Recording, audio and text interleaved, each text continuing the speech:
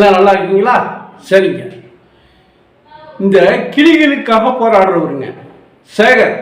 அவரு சென்னை ராயப்பேட்டையில் வாடகை வீட்டில் குடியிருந்தவருங்க. அதை பற்றி விவரங்களை இன்னைக்கு நம்ம பார்ப்போங்க.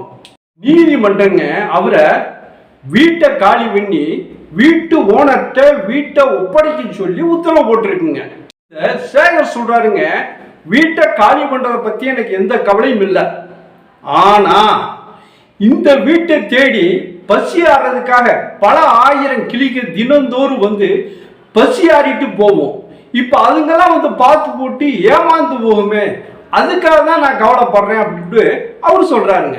இனிமேல் அந்த வர்ற அந்த கிளிகளுக்கு யார் உணவு கொடுப்பா? இந்த நீதிமன்றம் தீர்ப்பு கொடுக்கறதுக்கு முன்னாடி இதையும் யோசனை பண்ணி இருக்கணும்ல.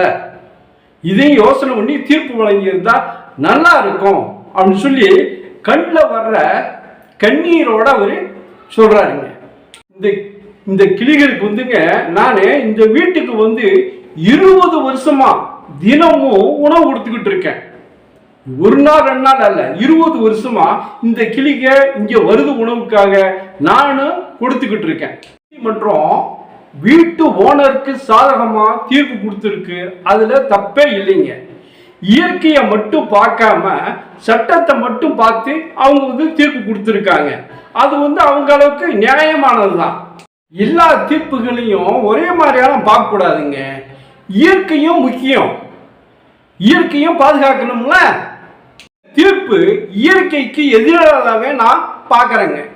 இந்த உலகம் இயற்கையோட இணைஞ்சே இருக்கு, இதையும் நீதிமன்றம் உணர்ந்து தீர்ப்பு வழங்கி இருக்கணும், நல்லா இருந்திருக்கான்.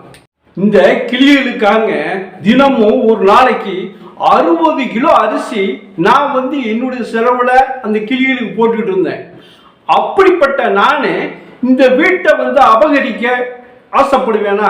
கொஞ்சமாவது யோசனை பண்ணி பாருங்க. இப்போ வந்துங்க, நான் வந்து கீழே வீட்டுக்கு கீழே வந்து நின்றா கூட எதுக்கு வந்து நிற்கிறீங்க அப்படின்னு கேட்குறாங்க. அதுக்கு பத்திரிக்கைக்காரங்க அந்த சேகர்கிட்ட வந்து கேட்டாங்க, சரி இப்போ நீங்கள் முடிவாக என்னதான் சொல்கிறீங்க, என்ன விஷயத்துக்கு வர்றீங்க சொல்லுங்க அப்படின்னா, வேற ஒன்றும் இல்லைங்க, வீட்டு ஓனரு இந்த வீட்டை வந்து விற்க தான் போறாரு.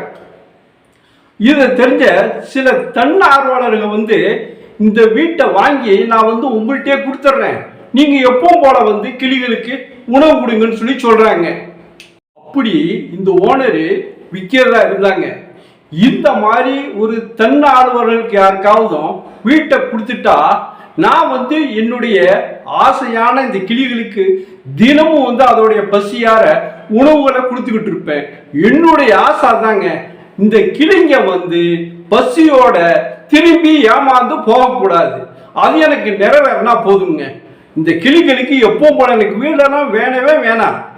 இந்த கிளிகளுக்கு எப்பவும் போலனா உணவு கொடுக்கணும்.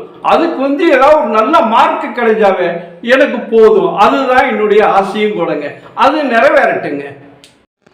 மொத்தத்தில் வந்துங்க, அந்த கிளிகள் மேலே இவர் வந்து ரொம்ப ஆர்வமாகவும் பிரியமாகவும் இருக்கார். அதனால் அந்த ஹவுஸ் ஓனர், அந்த வீட்டு ஓனர் வந்து அந்த தன்னார்வலர்கள் பலர் வந்து வீட்டை வாங்கி இவர்கிட்டயே அந்த கிளிகளுக்கு தீனி கொடுக்குற மாதிரி சொல்கிறார்ல, அந்த மாதிரி யாராவது ஒரு தன்னார்வலர்களுக்கு வீட்டை கொடுத்து இவரே தொடர்ந்து பராமரிக்கிற மாதிரி செய்யறது தாங்க நல்லா எனக்கு தெரியுது. உங்களுக்கு எப்படி தெரியுதுங்க? இந்த வீடியோ பார்த்தீங்களா? நல்லா இருக்கா? சரிங்க, நல்லா இருந்தா கொஞ்சம் லைக் பண்ணுங்க. அதே மாதிரி அந்த கமெண்ட்லையும் இந்த வீடியோ எப்படி இருக்கு, என்ன உங்களுக்கு எந்த மாதிரி வீடியோ வேணும் அப்படிங்கிறத கொஞ்சம் சொன்னீங்கன்னா நான் மேற்கொண்டு நல்லா பண்ண முடியுங்க. கொஞ்சம் கமெண்ட்லையும் உங்கள் கருத்தை வந்து சொல்லுங்க.